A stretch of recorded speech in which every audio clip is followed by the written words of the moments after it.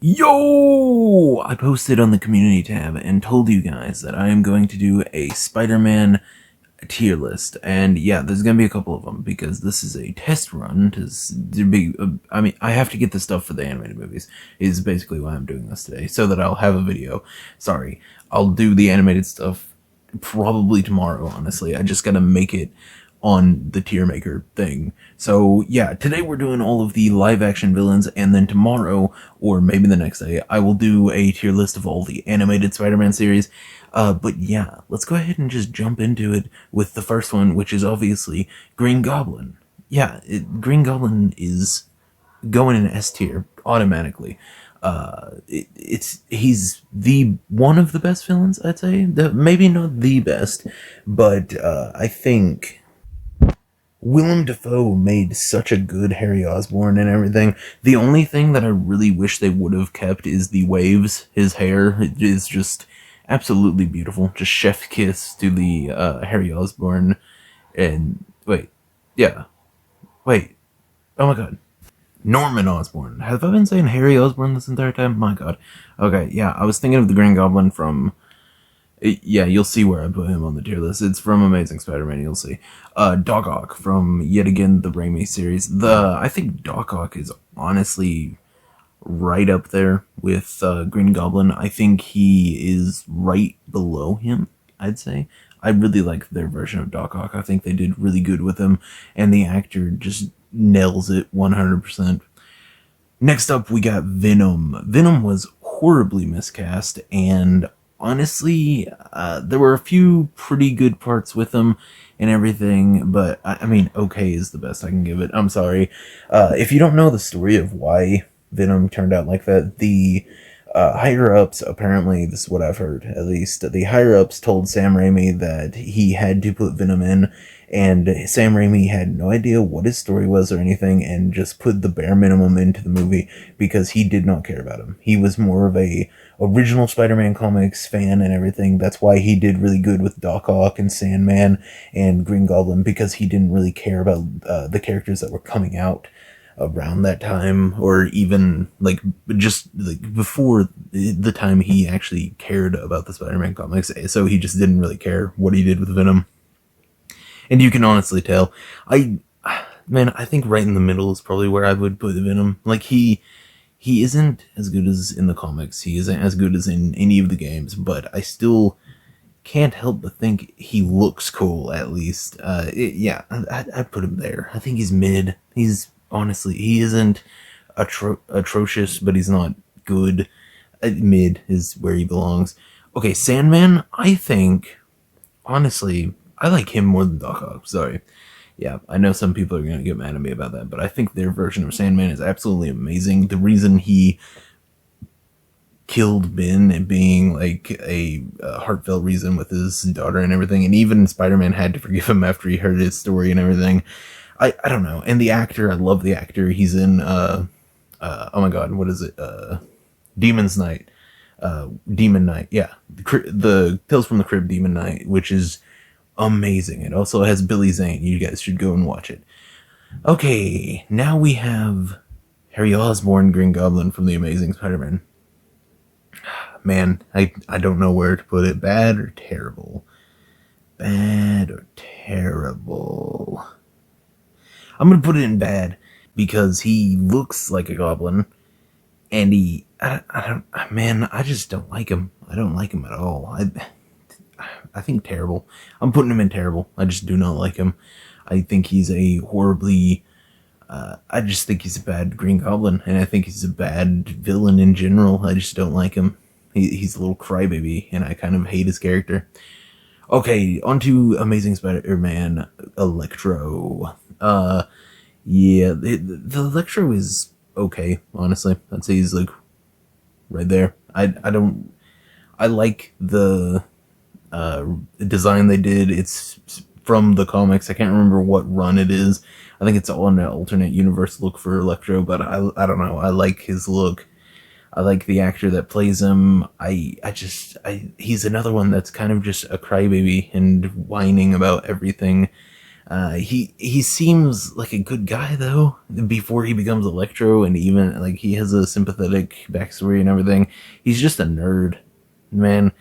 I don't know. He's just kind of a lame nerd, and then he gets a whole bunch of power. And I honestly think that the Spider-Man 3 or whatever, the Far From Home or something like that, is a little bit better with how they do him, because he is a nerd that is getting just a huge power boost in this new universe that he came to. So he like, it like turns him bad or whatever. I think that works, but that's basically what they did in that movie. So even without that, I'd say he's mid, right above, like way above the Venom from Spider-Man 3. Okay, next up we got the Lizard. I honestly do not care about the Lizard. Like, I think I just don't like him. Yeah, I don't know. I don't like his look. Man, I'll put him right there. I like that movie more than I like Green Goblin. I think he's kind of a lame villain. I just don't like the Lizard, to be honest. Like, not in the comics. I love the Lizard in the comics. I think he's really cool. And I like the Lizard in Ultimate Spider-Man more than I like in that. And everyone hates on the Ultimate Spider-Man, like, cartoon series, but I think I don't know. Lizard got more episodes and stuff in that too, though. So, I mean, I don't know. He wasn't even a main focus, and I still liked him more than this. I just don't like that Venom. Or, not Venom, my god. That Lizard. I just don't like him that much.